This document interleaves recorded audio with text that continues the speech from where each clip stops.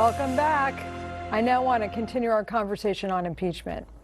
Many vulnerable Democrats in districts that President Trump voted for the impeachment inquiry process to go forward. Here's a list of them now. You can see it on the screen.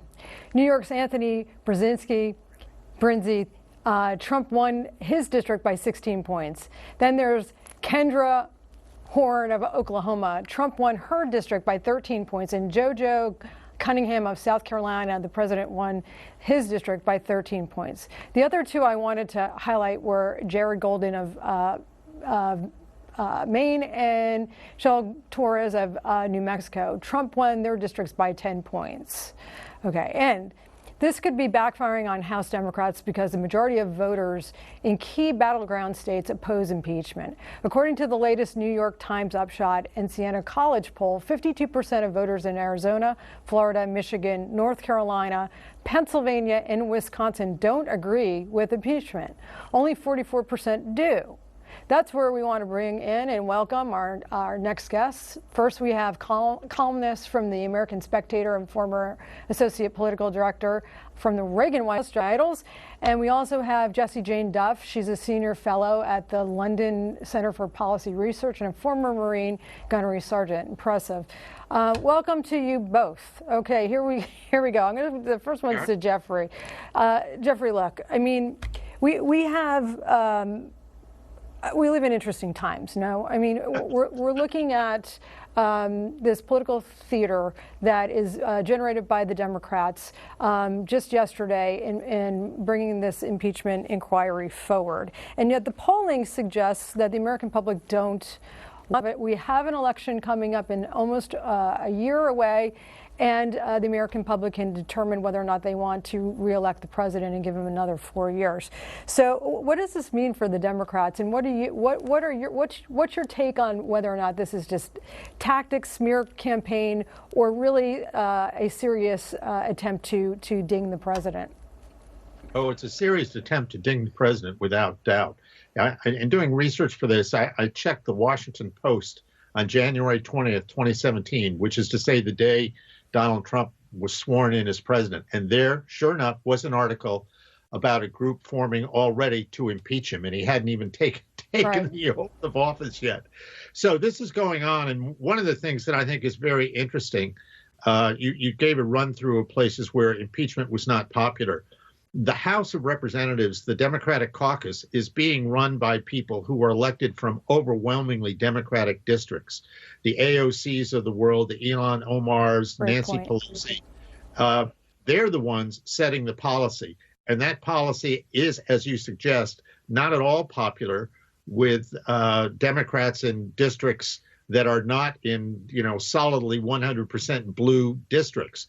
They're the ones, though, that are going to pay the price, because these other folks, no matter what they do, as I think Nancy Pelosi once said in another context, that a dog on the ballot in San Francisco would get elected as long as the dog was a Democrat. Right. That is not going to happen with these other people. They're really going to have to go out and campaign and persuade people. And I can tell you, living here in Pennsylvania, this is very unpopular. I mean, I get stopped all the time. Just, anecdotally, I can tell you, man, are people revved up by this? They are furious that this is happening. Yeah, it doesn't seem like a really smooth move for the Democrats, but I find it really fascinating that they've chosen to do it in spite of these polls, in spite of the fact that, I mean, they're just simply not listening to the American public.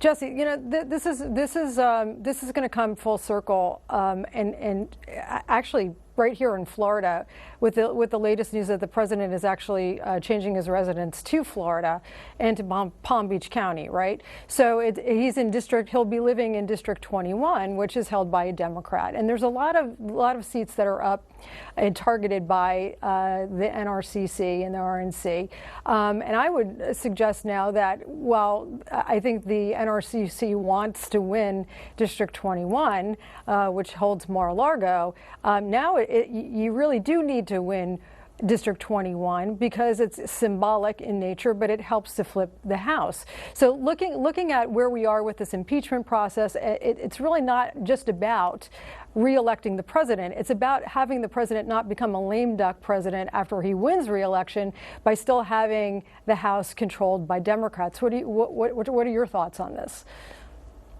I agree. We have to have Republicans that have a spine. They can't run out of this city like Paul Ryan did, essentially because they threw their hands up in the air and didn't have the backbone to defend the president. This is our reality now, and Republicans have to step up to the plate. This president was duly elected. He really overwhelming American people when it comes to what he is accomplishing with the economy. When he polls on the economy alone, he goes well over 50%. He's doing an excellent job. We're talking about over 6.7 million new jobs. Over half of those have gone to women. And we're talking about the lowest unemployment rates ever in the history of this country. That is very hard for any Democrat to go against. So basically, we all knew that Nancy Pelosi had been kicking the can down the road for this impeachment for over 2 years, because strategically she knew that if she put forward impeachment, she would have undermined all of her candidates running for 2020. Well, I think once they recognized they didn't have a strong candidate out there, they only could try to impeach because, as she said in her own press conference, she had to have impeachment so he would not get reelected. And as Congressman Al Green had said so openly, it was either a Freudian slip, but it was definitely the truth when he indicated that we have to impeach him so he won't get reelected. Essentially, they know they can't win. But when you look at this impeachment hearing, when you go back and start looking at all of this testimony, when you're looking at the transcript itself for this Ukrainian phone call that's caused such an uproar, there is nothing there. The only quid pro quo clearly went between Joe Biden and the Ukrainians when he wanted the prosecutor fired. Even the prosecutor made it months before this even came out that he was fired because of his investigation of Hunter Biden. That is the only quid pro quo. I don't care about the military delays or no delays upon the Ukraine, because in essence, the Ukrainian government was never strong-armed to do anything. The president of the Ukraine has clearly stated he never felt any pressure in the phone call. I've read the transcript. I assume you have also. It is very simple. They're digging hard to find something. And when they get a military officer in uniform to go testify against the president of the United States, I find that is very concerning. I love our veterans. I'm a military member myself, and I believe that we should always give credit to those. But when you're on active duty, going in uniform to testify against your own boss, the commander-in-chief, yes, I find that very disheartening. Right. That was wrong. He should have not done that. It's not Jessie, appropriate for what he's doing. I've heard from a lot of folks like you that are former military or currently in the military that totally disagree with this and are appalled by it. So that being said, I want to go back to what you said before about Nancy Pelosi, because really she's kind of running this kabuki theater, this show. Do you think that this is probably the worst political miscalculation of her career? Do you think this is going to backfire on her and the Democrats?